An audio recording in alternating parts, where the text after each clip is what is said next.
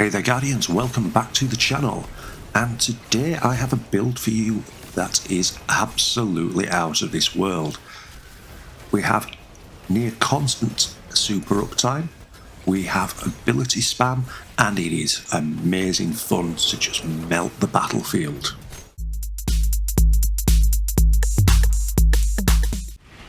So this build takes our Solar Hunter and turns it into an absolute death-dealing menace. And we're able to just continually spam our super.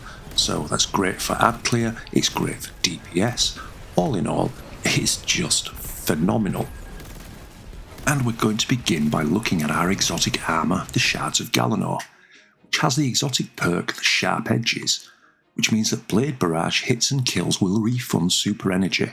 Now this caps out at 50%, and the amount refunded will depend on the number of kills, hits, as well as the rank of the enemies that we kill stroke hit. But in the recent rework, it also now means that throwing knife kills will grant us between 2.5 and 5% super energy dependent on what we kill, i.e. higher tier ranked enemies will give us more super energy back for killing them with our throwing knife. So let's now move on to our subclass. And it should be no surprise that we're going to take the Blade Barrage super, as, hey, we're using Shards of Galanor. If we were using a golden gun, what's the point of the exotic? Anyhow, Blade Barrage, 14 knives thrown in 2 releases of 7, each dealing 79 on impact and an additional 407 damage on explosion. Base cooldown, 7.5 minutes, well, 7:35, so it's a tier 4 super.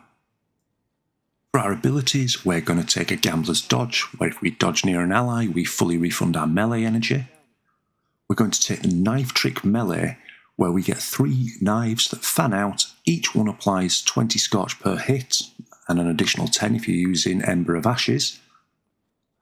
And for our grenade, it is your choice dependent upon the activity you're undertaking. So if you're just in standard activities, I would recommend the Fusion Grenade. However, if you're going into endgame content or planning to use this in solo runs of things like dungeons, I would strongly recommend you switch that to a Healing Nade, as this will give us a source of restoration. For our aspects, we're going to begin with Knock 'em Down, which means while we're radiant, powered melee kills will fully recharge our melee ability. And interesting side note with Knock 'em Down, if we pair this with Ember of Torches, which means that getting a melee hit will make us radiant, that will automatically trigger Knock 'em Down. In other words, you don't have to be radiant before throwing your knives if you're using the Ember of Torches fragment. Knock 'em Down also gives an additional 6 knives to our Blade Barrage, and we're going to pair this with On Your Mark. On Your Mark means that on a precision kill we'll get a stack of On Your Mark buff, and that increases handling, reload and reload duration multiplier for 12 seconds and stacks up to 3 times. However, if we activate our class ability, this will grant 3 stacks immediately to ourselves. So that means every time we dodge, we gain plus 45 reload speed, and our reload duration multiplier drops down to 0.85. Translation, rapid reloads. For our fragments, we're going to take Ember of Ashes, which means we're going to apply more Scorch stacks to enemies. It's actually about 50% more for any given source. We're going to take Ember of Singeing, which means our class ability recharges faster whenever we Scorch targets. We're going to take Ember of Torches, which means powered melees will make us and nearby allies radiant. Now, obviously, this season, in Season 23, we have Flint Striker and Kindling Trigger, which kind of negates the need for torches. However, having a second source of radiance is fantastic in this build, and also, as previously mentioned, this triggers in nicely with Knock 'em Down. And next we're going to take Ember of Empyrean, where any solo weapon or ability kill will extend the duration of any restoration or radiance effects that we have at the time, and this tops out at 12 seconds.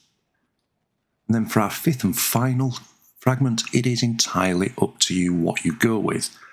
You may want to go with Char for those nice big explosions and spreading of Scorch, but personally I find with Blade Barrage, Ember of Beams is always a solid option, as it just means our super projectiles have a stronger target acquisition, so all of our Blade Barrage will actually hit what we want it to hit.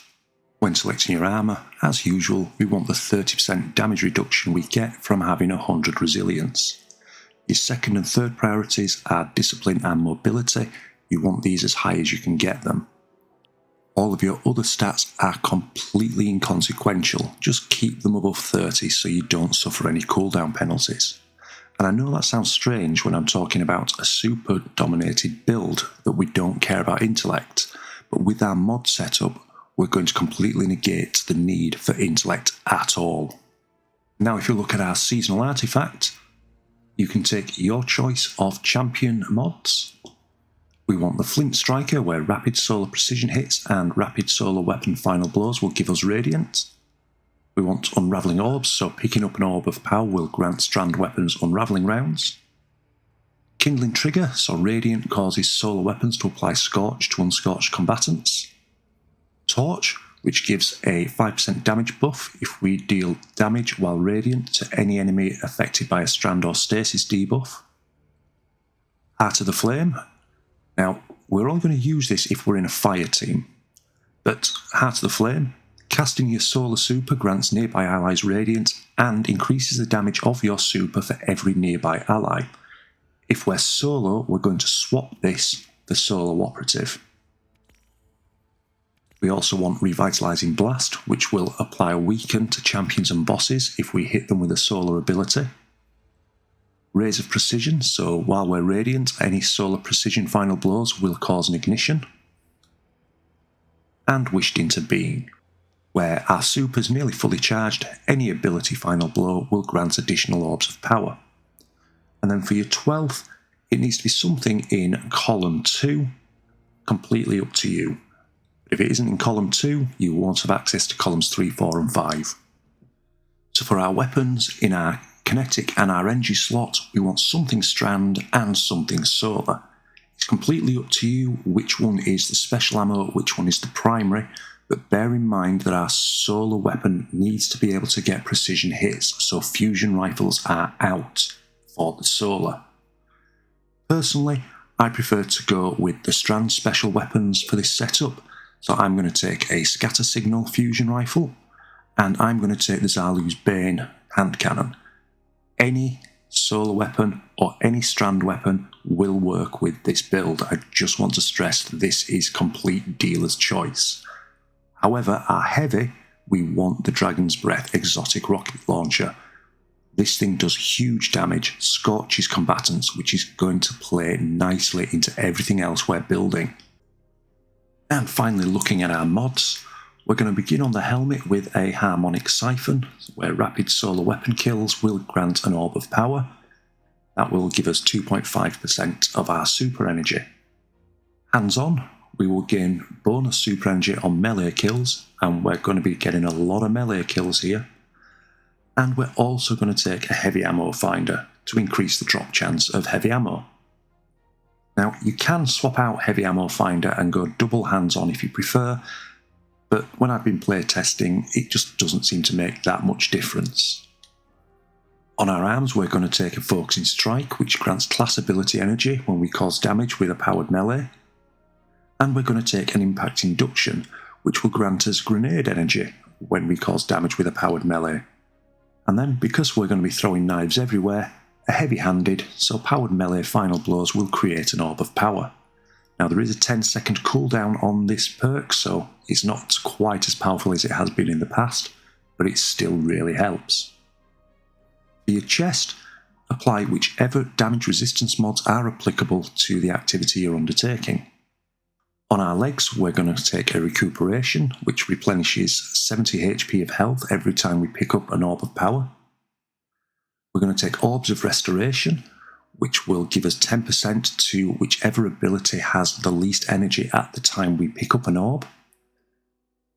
And we're going to take a Solar Weapon Surge, which will grant us a 10% damage boost to any solar weapons while we have an armour charge.